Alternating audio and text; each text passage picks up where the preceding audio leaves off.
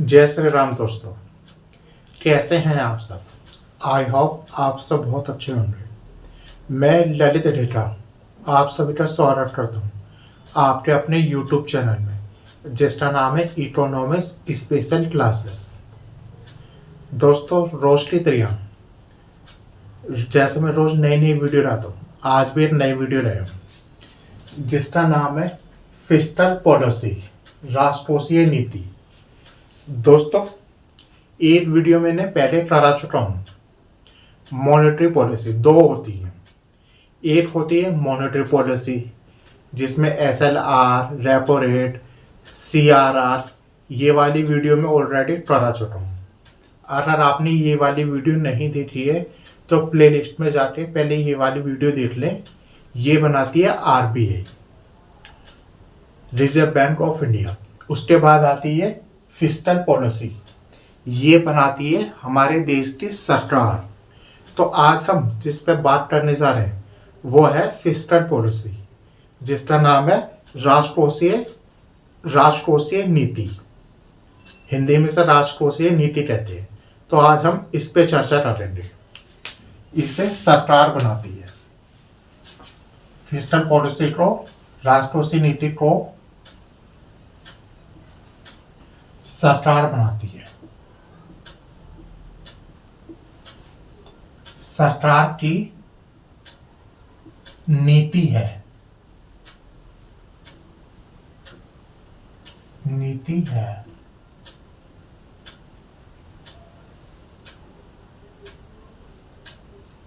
यह है सरकार की नीति है। इसमें दो चीज है, गवर्नमेंट एक्सपेंडिचर, सरकारी खर्चे जो सरकार हम पे व्यय करती है, सरकारी व्यय और सरकारी आगम यानी सरकारी आय।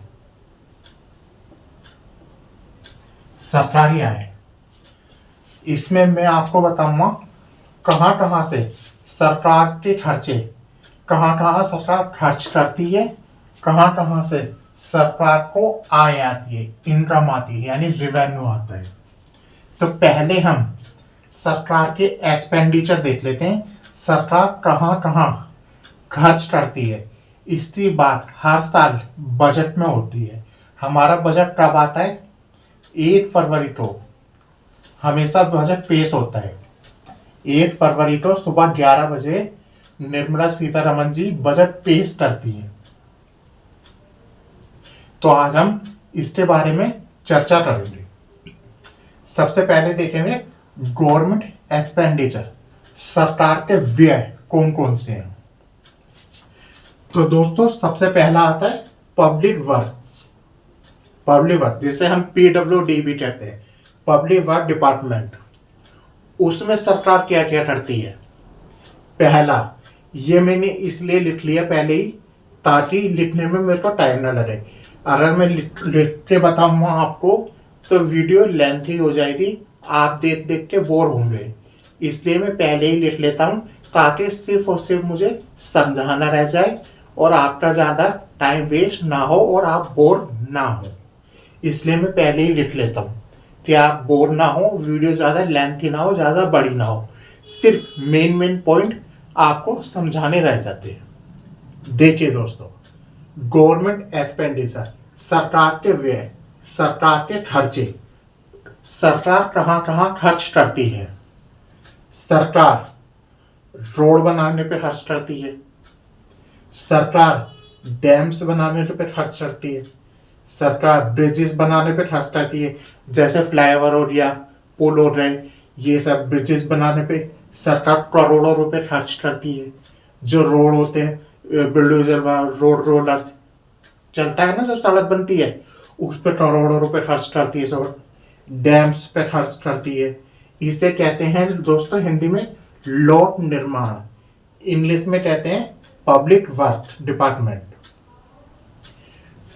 दूसरा, सरकार पब्लिक वेलफेयर पे खर्च करती है करोड़ों रुपए सरकार पब्लिक वेलफेयर पे खर्च करती है, जिसे लोक कल्याण कहते हैं।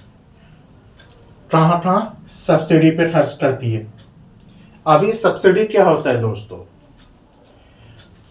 सब्सिडी वो होता है दोस्तों कि जो अमाउंट हम पे करने वाले हैं, हमारी वजह हमारी तरफ से सरकार पे कर दे।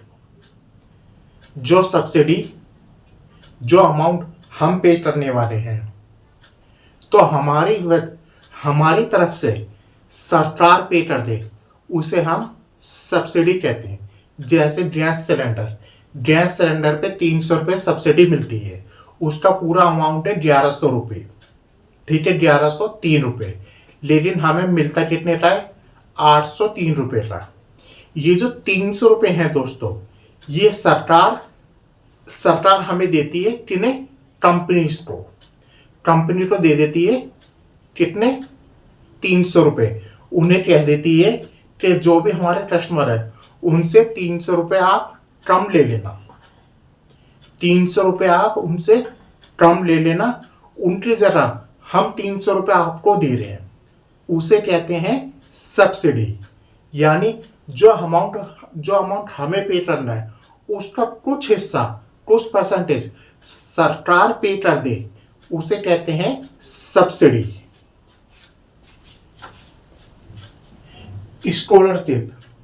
स्कॉलरशिप दोस्तों, हम स्कूलों में पढ़ते हैं, हमें छात्रवृत्ति मिलता है, जो हमें पैसे मिलते हैं सरकारी स्कूलों में, 2000 2500 किताबें मिलती है, बुक्स मिलती है, वर्दी मिलती है, उसे कहते हैं स्कॉलरशिप।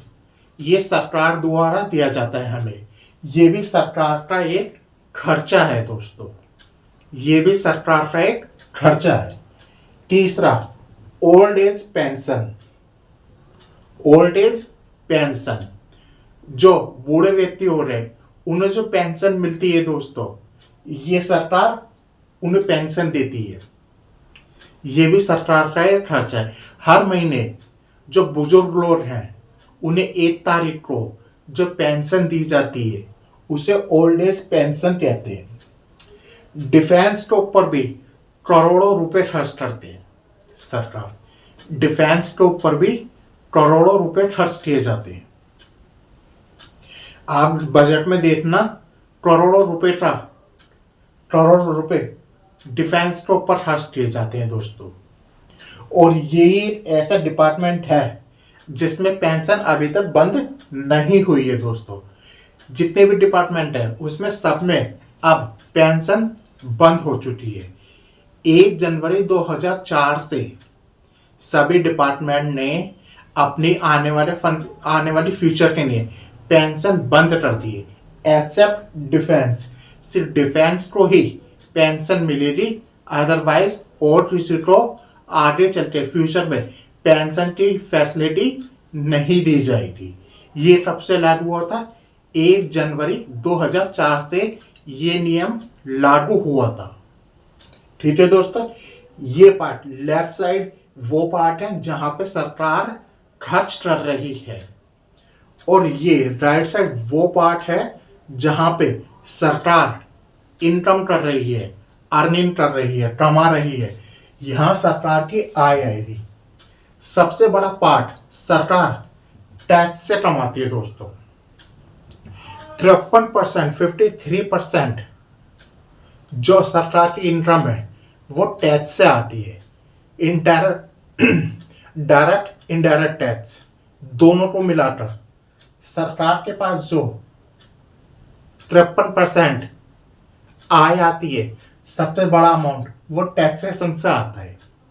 ये याद रखना, 53% टैक्स से सरकार के पास आय आती है।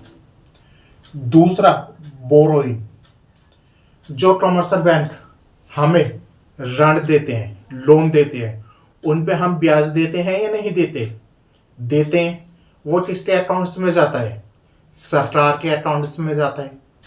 सरकार के अकाउंट्स में जाता है, सरकार ब्याज से कमाती है। दूसरा, डिसइन्वेस्टमेंट। अब ये डिसइन्वेस्टमेंट क्या होता है? जब सरकारी शेयर्स को प्राइवेट कंपनी को बेच दिया जाए, जो सरकारी शेयर हैं उन्हें प्राइवेट कंपनी में बेच दिए जाए तो उसे कहते हैं डिसइन्वेस्टमेंट। जैसे कोई सरकारी हॉस्पिटल है, उसे प्राइवेट हॉस्पिटल में कन्वर्ट कर दिया जाए या प्राइवेट हॉस्पिटल बना दिया जाए, प्राइवेट हाथों के हाथ में दे दिया जाए, तो इसे डिसइन्वेस्टमेंट कहते हैं। पब्लिक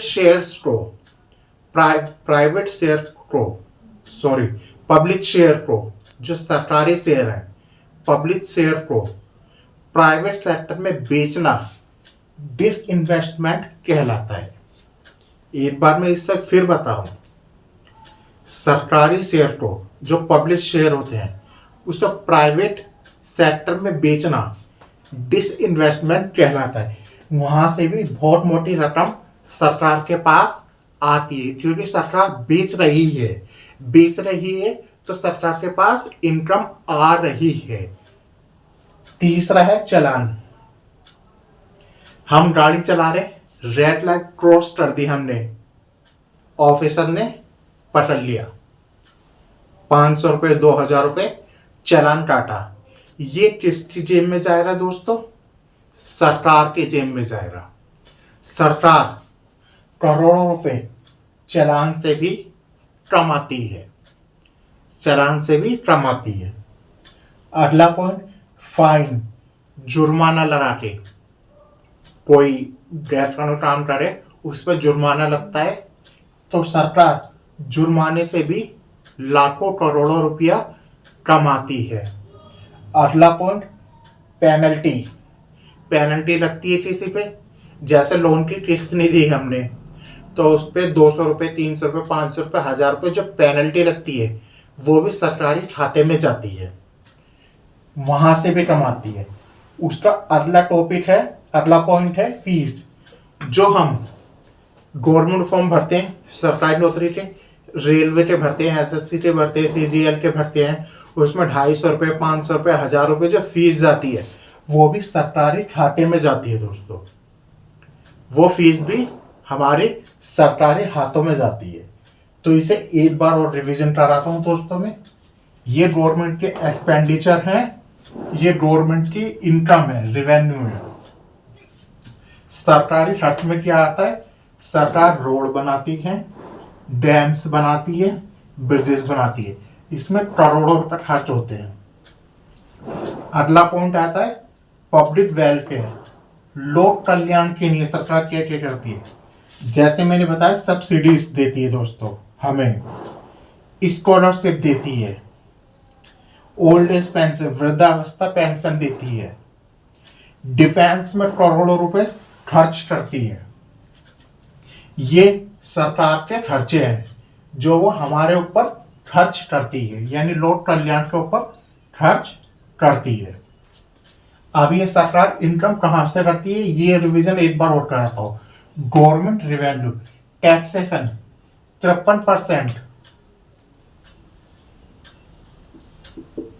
53% तो टैक्सेशन से कमा लेती है दोस्तों सरकार। 53% जो आय है सरकार की वो कराधान से है, टैक्सेशन से है। बोरोइंग से, ऋणों से कमाती है दोस्तों। डिसइन्वेस्टमेंट से कमाती है, विनिवेश।